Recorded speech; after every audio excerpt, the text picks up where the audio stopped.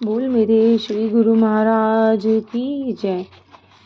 बोलो साचे दरबार की जय। आओ मेरे प्यारे श्रोतागणों, जो अगला अध्याय है वो है शहीद शिरोमणि श्री गुरु अर्जुन देव जी का। इस पाठ का श्रवण करते हुए हम पुण्य प्राप्त करते हैं और अपने पापों से मुक्त होने की अरदास लगाते हैं। पंचम पातशाह श्री गुरु अर्जुन देव जी महाराज का शहीदी गुरु पर्व संपूर्ण भारतवासी बड़ी श्रद्धा और प्रेम सहित 24 मई को मना रहे हैं। गुरु जी का सारा जीवन परोपकारमय था। उनका सबसे बड़ा उपकार गुरु ग्रंथ साहिब का संकलन था। आप हर उस समय इस ईश्वर के ध्यान में मग्न रहते थे। फकीरी का गहरा रंग आप पर चढ़ा हुआ था। आपने तरन तारन और करतारपुर की नींव डाली। एक दिन गुरु अर्जुन देव जी अमृतसर में तालाब के किनारे एक शीशम के वृक्ष के नीचे बैठे हुए थे। उसी समय भाई संतोखा जी पेशावर से उनकी सेवा में बहुत सा धन लेकर उपस्थित होना हुआ। साथ ही उसने प्रार्थना की, महाराज मैं संतानहीन हूँ, इसलिए चाहता हूँ कि इस धन से कोई ऐसा काम किया जाए जिससे पृथ्वी पर मेरा नाम अमर रहे। अतः गुरु जी ने उसी धन से एक तालाब खुदवाया जिसका नाम संतोख सर रख दिया। ऐसा कथन है कि जिस समय इस तालाब की खुदाई की गई, 3 गज नीचे जाने पर एक पक्के गुंबद का भवन मिला। जब मिट्टी पृथक करके उसका दरवाजा खोला गया तो उसमें एक तपस्वी समाधि अवस्था में बैठा मिला। जब उसकी समाधि खुली तब उसने यह वृतांत सुनाया, जिस समय भगवान राम लव कुश से युद्ध कर हार गए थे, तब इंद्र देवता ने अमृत की वर्षा करके उनके निर्जीव सैनिकों को जीवित कर दिया। उसी समय से मैं यहाँ तपस्या कर रहा हूँ। फिर त्रेता युग में मेरे गुरुदेव राजा जनक ने मुझे किसी बात पर शाप दिया कि तू कलयुग देखेगा। उसी समय से मैं यहाँ बैठा हूँ। तब मेरे गुरुदेव ने कहा कि कलयुग में गुरु नानक संसार को मोक्ष प्रदान करने के लिए अवतार लेंगे। उस समय तेरा उद्धार होगा। अब वह शुभ अवसर आ गया है। आपकी पवित्र वाणी से मेरी मुक्ति हुई। यह कहकर योगी ने प्राण छोड़ दिए। श्री गुरु अर्जुन देव जी ने नम्रता इतनी थी कि एक बार जब वह गुरु नानक देव जी के सुपुत्र बाबा श्री चंद जी के पास गए तो आपस में ज्ञान चर्चा होने लगी। श्री चंद जी ने गुरु अर्जुन देव जी से कहा कि आपने इतनी लंबी दाढ़ी किस लिए बढ़ाई है। उन्होंने उत्तर दिया कि आप जैसे महापुरुषों के चरणों की खाक झाड़ने के लिए। यह उत्तर सुनकर वह बहुत प्रसन्न हुए और कहने लगे कि तुमने इन्हीं बातों से तो गुरुआई प्राप्त की है।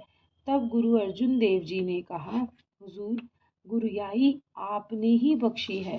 गुरु अर्जुन देव जी का सबसे महान उपकार गुरु ग्रंथ साहिब की रचना है।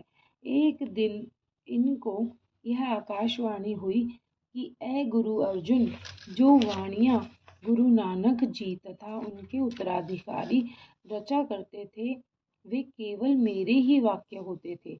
जैसे कि स्वयं गुरु नानक जी ने एमनाबाद में वहाँ की जनता को संबोधित करके कहा था कि जैसी मैं आवे खसम की पानी, तैसड़ा करी ज्ञानू वे लालो। अर्थात जैसा मालिक मुझको कहता है वैसा ही तू समझ रे लालो। इन सब रचनाओं को इकट्ठा करके एक पुस्तक ग्रंथ साहिब तैयार कराओ, जिसके पढ़ने से कलयुग के जीवों को मुक्ति प्राप्त हो। अतः उसी समय से गुरु अर्जुन देव जी ने पिछले गुरुओं की वाणियों को इकट्ठा करना आरंभ किया। जो कुछ पिछली रचनाएं गोइंदवाल में गुरु अमरदास जी के सुपुत्र मोहन जी के पास थी, वे सब वहां से अमृतसर ले गए और अमृतसर तालाब के पूर्वी स्थान पर, जो अब रामसर के नाम से प्रसिद्ध है, बैठकर सुखमनी साहिब की रचना करने लगे। इसकी रचना के पश्चात आप एक तंबू में बैठ गए और गुरु ग्रंथ साहिब की रचना इस प्रकार आरंभ की कि आप कनात के अंदर से बोलते जाते और बाहर भाई गुरदास उन्हें लिखता जाता। पहले क्रमशः पिछले गुरुओं की वाणी राग और रागनियों में लिखा कर पीछे से भक्तों की वाणी भी लिखवाते, क्योंकि हर एक शब्द एक श्लोक के अंत में गुरु नानक जी का ही पवित्र नाम है। इसी कारण पहचान करने के लिए जिस गुरु की रचना आरंभ होती, उससे पहले महल्ला 1, महल्ला 2 इत्यादि लिखवाते थे। कबीर, नामदेव, धन्ना, रविदास इत्यादि भक्तों की वाणी जो लिखी जाती, उसमें सबके नाम पृथक पृथक लिखवा देते थे। कहते हैं कि गुरु अर्जुन देव जी ने अपने शिष्यों को उन भक्तों का जो गुप्त रूप से आकर अपनी अपनी रचना निश्चित समय पर उच्चारण करके ग्रंथ साहिब में लिखवा देते थे, उनकी प्रार्थना पर भी दर्शन करवा दिए थे। इनके अतिरिक्त मथुरा, कलश, कीरत इत्यादि भाटों और सत्ता तथा बलवंडा रबाबियों की रचनाएं भी लिखवा दी। संवत 1661 विक्रमी में गुरु ग्रंथ साहिब संपूर्ण हुआ। तब गुरु जी ने भाई बन्नू नाम के शिष्य और गुरु ग्रंथ साहिब की जिल्द बनवाने के लिए लाहौर भेजा, तो उसने गुरु जी की आज्ञा के बिना ग्रंथ साहिब की एक और नकल तैयार करवा ली, जिसमें गुरु जी के कुछ और शब्द हैं। इसलिए गुरु जी ने इस बीड़ को खारी बीड़ और भाई गुरदास की बीड़ को मीठी बीड़ के नाम से संबोधित किया। मुगल बादशाह जहांगीर के मंत्री दीवान चंदूलाल की गुरु जी से अनबन हो गई। वह अपनी लड़की का नाता गुरु अर्जुन जी के सुपुत्र हरगोविंद जी से करना चाहता था।